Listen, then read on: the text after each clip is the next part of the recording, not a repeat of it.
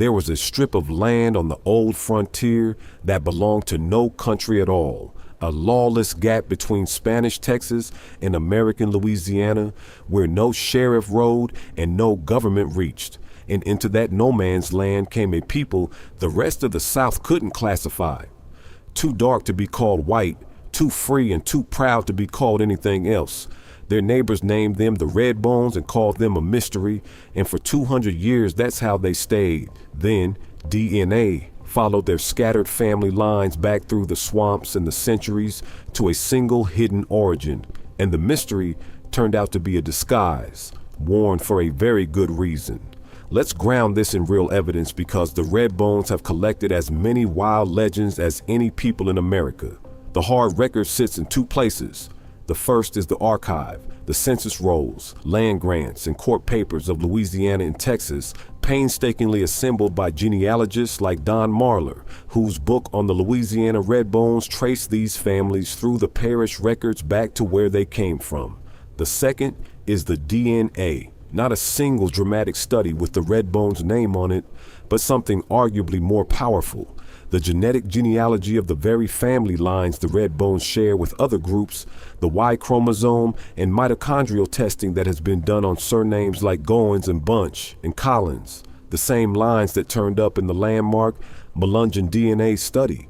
Put the archive and the genes together, and you can finally answer the question the legends were built to dodge. Who were the Redbones?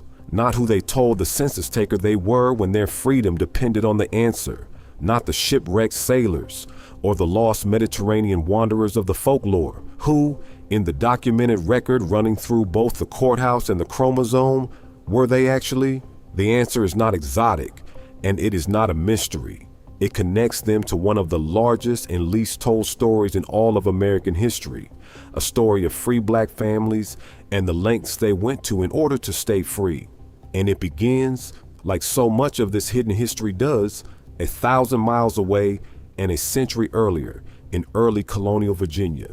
To understand the Redbones, you have to understand a migration that started 1,000 miles from Louisiana and a century before the Redbones had a name.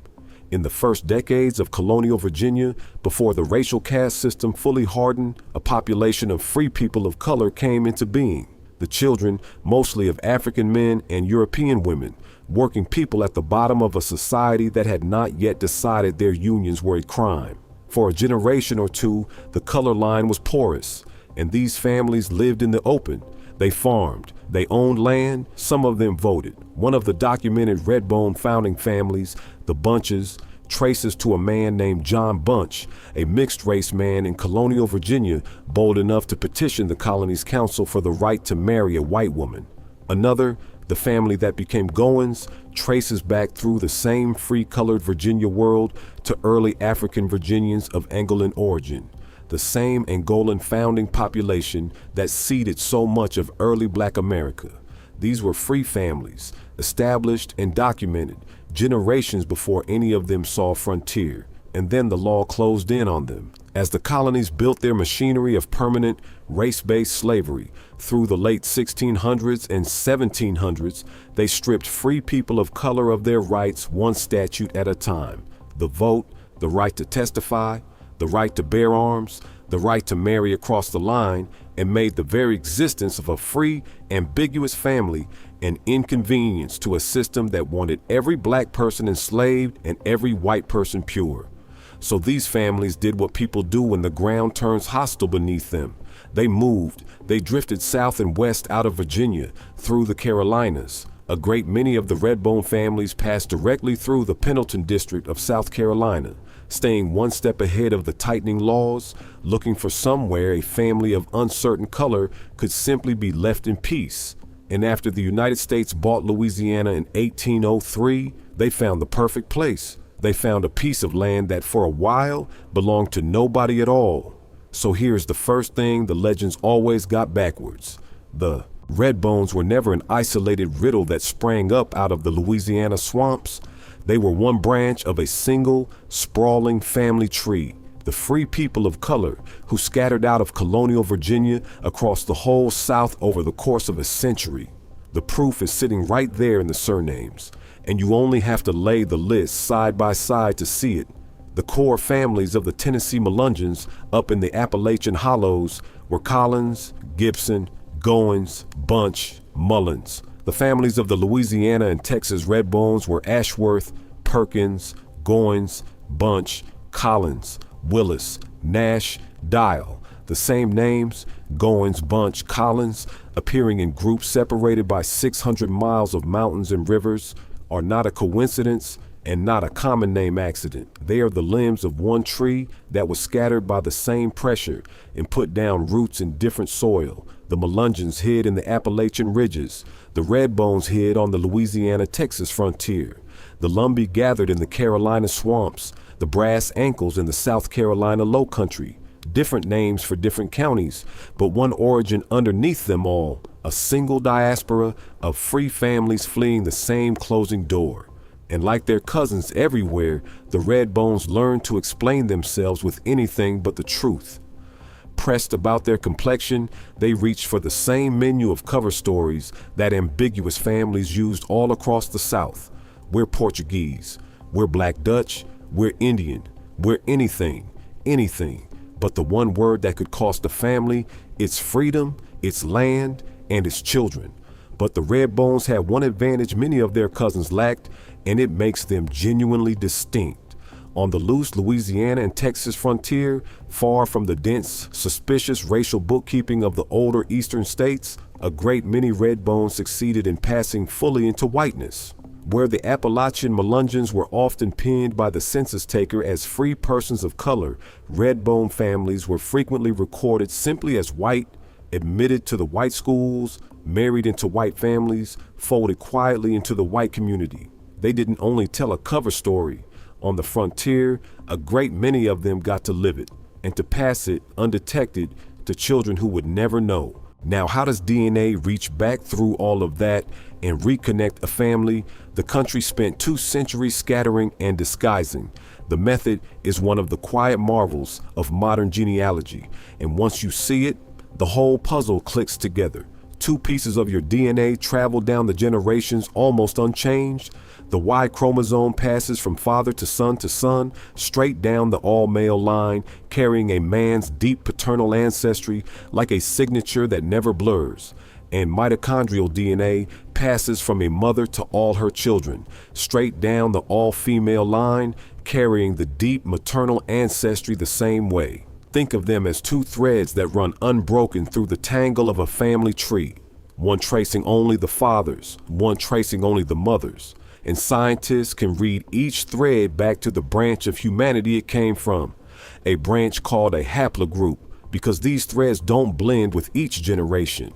They survive the disguises. A family can change its name, change its story, change the box it checks on the census, and even change the color the world assigns it, but it cannot change the haplogroup running down its paternal line. The disguise is on the surface. The thread underneath is the truth. So when geneticists tested the living descendants of these scattered free-colored families and matched the threads, the disguises fell away and the family reassembled itself. The same paternal lines that surfaced among the Appalachian Melungeons turned up among the Louisiana Redbones, because they were, quite literally, the same men's descendants, branched apart generations ago. 2 strangers who had never met, one whose family had always said they were Portuguese and one whose family had always said they were Indian, could find that their Y chromosome threads were a near perfect match, that they shared a single male ancestor from colonial Virginia who lived before either cover story was invented. And those paternal threads, again and again, traced back to sub-Saharan Africa, while the maternal threads traced to Europe. The genetic fingerprint of those founding colonial unions of African men and European women, carried intact down through 3 centuries, 2 states, and a dozen different disguises. The DNA didn't just hint at the Redbones' origin, it reconnected them to a whole continent of cousins and pointed the entire scattered family together back to where it began. A Redbone in the Louisiana piney woods and a Melungeon on a Tennessee ridge could discover from a single cheek swab that they were 2 limbs of one tree a hostile century had tried to chop apart and make forget each other. And this is where the Redbone story becomes something all its own because of where they chose to hide. The place was called the Neutral Ground, or the Sabine Free State, or simply No Man's Land. When the United States bought Louisiana in 1803, it couldn't agree with Spain on exactly where Louisiana ended and Spanish Texas began. So for about 15 years, from 1806 until the boundary was finally settled around 1821, the disputed strip between them was left ungoverned by mutual agreement, a stateless band of piney woods and swamp where, by treaty, neither nation would station troops or enforce its law. To a planner, it was a lawless nuisance, a haven for bandits and smugglers. To a free family of color trying to escape a country that was busy criminalizing their existence, it was close to paradise, a place beyond the reach of the racial bookkeepers, where you could clear land, run cattle, raise children, and answer to no registrar, no sheriff, and no census taker at all. The Redbone families poured into it, and into the Louisiana parishes and East Texas counties around it, Sabine, Rapide, Calcasieu, and across the river into Orange and Newton counties in Texas. And there they built the isolated, self-contained communities with their own churches, their own schools, and their own settlements that would define them for the next century and a half. It is one of the few times in American history that a hunted people found a literal blank spot on the map and simply stepped into it. And some of them did far more than survive there. The Ashworth family, free people of color who had come from South Carolina by way of Louisiana, settled in Southeast Texas in the early 1830s and became cattle ranchers on a scale that made them among the first and largest non-Mexican stockmen in the whole region, running great herds across the coastal prairies before most Anglo settlers had arrived. They owned vast acreage, they owned cattle by the thousands, and in one of the hardest and most honest complications of this entire history, some of them owned enslaved people themselves, a stark reminder that the free people of color occupied a genuinely in-between rung in the slave South and did not always stand on the side of the oppressed. The Ashworths were wealthy and well-connected enough that when the Republic of Texas passed a law in February of 1840 ordering all free black people to leave the state or be sold into slavery, their white neighbors rose to their defense. Petitions poured into the Texas Congress asking that the Ashworths be spared. And in December of 1840, the Congress passed what became known as the Ashworth Act, specifically exempting them and allowing free black residents who had been there since independence to remain. Think hard about what that required. A community of African-descended frontier ranchers so respected, so essential to the local economy, that white Texans lobbied their own government to carve a hole in a law built to expel people exactly like them. But the in-between status was always a knife's edge, and the frontier could turn on them without warning. In 1856, a member of the Ashworth family was hauled before a Texas justice of the peace who ruled that he was a mulatto, not exactly black, the court said, but not white either, and sentenced him to 30 lashes on the bare back for the crime of speaking to a white lawman as an equal. The cycle of violence that followed, with Redbone homes and businesses burned and families driven back across the Sabine River into Louisiana, showed how fast the frontier's tolerance could curdle into terror the instant the family's ambiguity stopped being convenient to its white neighbors. Freedom in no man's land was real. It was just never, for one moment, safe. Before the last turn, let me say plainly what this channel is for. It exists to recover exactly these buried histories, documented, sourced, and told straight, with no comfortable myth and no cheap sensation. If that's the work you want more of, subscribe, because the country is full of families that were scattered and disguised on purpose, and the truth about them is almost always more remarkable than the legend. Now let me be careful and honest about what this evidence does and doesn't prove. This is the part the romantic legends skip, and skipping it is how real history rots into myth. First, Redbone, like Melungeon, was never a precise category. It started as a slur flung by neighbors, an exonym. The people it described didn't adopt it as their own until recent decades, and even the origin of the word itself is lost. A Calcasieu parish official admitted as far back as 1893 that he couldn't explain where the name came from. There were never rolls or membership lists. So when we talk about Redbone origins, we mean the documented cluster of intermarrying frontier families in those specific Louisiana parishes and East Texas counties. Not everyone the label was ever thrown at, and not the modern slang use of the word, which is a separate thing entirely. Second, the ancestry is genuinely mixed, and the honest story is not secretly all African.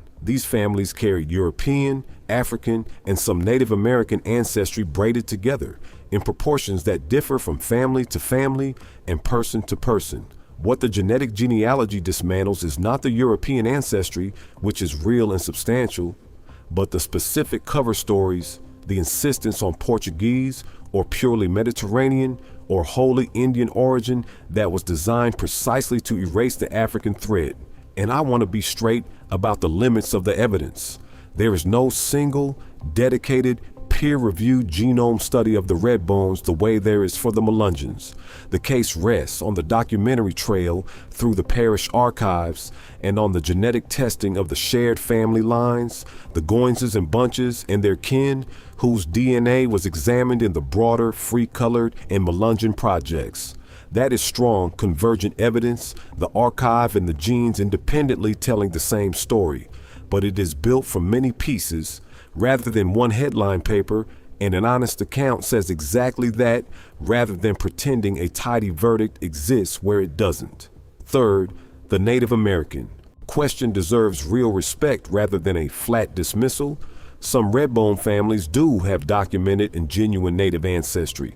Connections to the Catawba, the Chirraw, the Choctaw, and other southeastern peoples were real, and some Redbone families in the late 19th century even sought enrollment with the Cherokee in Oklahoma, with a few of them choosing to stay in Texas rather than give up their lives there for tribal land rights. The Weir Indian claim was not always pure invention. Sometimes it was a true part of the mix that got promoted to the whole, with the African part quietly dropped. That is usually how the disguise worked best, not by inventing an ancestry from nothing, but by taking something real in the family tree and amplifying it while burying the one thread that had been made dangerous. A half-truth is always a better hiding place than a lie. What survives all of it is the core truth. The Redbones were, at their foundation, a branch of America's free people of color, African, European, and Native descended families out of colonial Virginia and the Carolinas, who carried their mixed inheritance to the frontier and hid the most dangerous part of it to survive and to give their children a life beyond the reach of the chains. So let's bring it home, because under the legends and the land grants, there is something here that belongs to far more people than a few frontier families. The truth, the evidence recovers, is not a story of fraud, and it's not a story of shame. It's the story of the people who took the one freedom available to them, the freedom of a stateless borderland and a frontier too busy to keep careful books, and used it to build something. They cleared the no man's land. They ran the first great cattle herds of southeast Texas. They raised churches in the piney woods. One of their own, the preacher Joseph Willis, a man of color born into the racial twilight of the colonial South, the son of a planter and a woman of African and Native descent, carried the Baptist faith across the Mississippi River into Louisiana around the turn of the 19th century, planting congregations in a frontier where few others would go, and becoming one of the founding figures of the faith in that whole region. They made themselves so essential to their corner of the frontier that white neighbors petitioned their own government to keep them, and they did all of it while carrying a secret that the law had turned into a loaded gun pointed at their own families. So they hid the African half of themselves.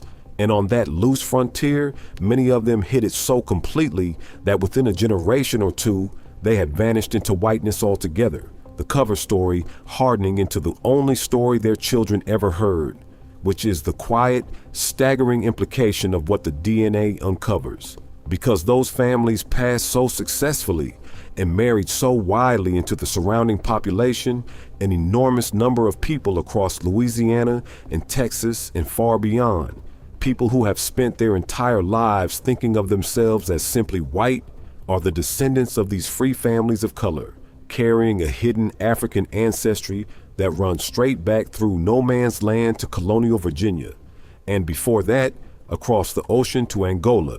They are walking around today with a buried chapter of Black American history written into their cells. And most of them have no idea it is there. The Redbones were not a strange tribe that wandered in from nowhere to puzzle the historians. They were a piece of free Black America that rode out to the very edge of the map, built ranches and churches and whole communities in the one place on the continent that no government could be bothered to label them, and disguised their origin so thoroughly that their own grandchildren forgot it. The DNA didn't expose a fraud. It reconnected a scattered family and handed back an inheritance that fear had buried for 300 years. The mystery people of no man's land were never a mystery at all. They were us, surviving in the only country that would have them, the one nobody owned,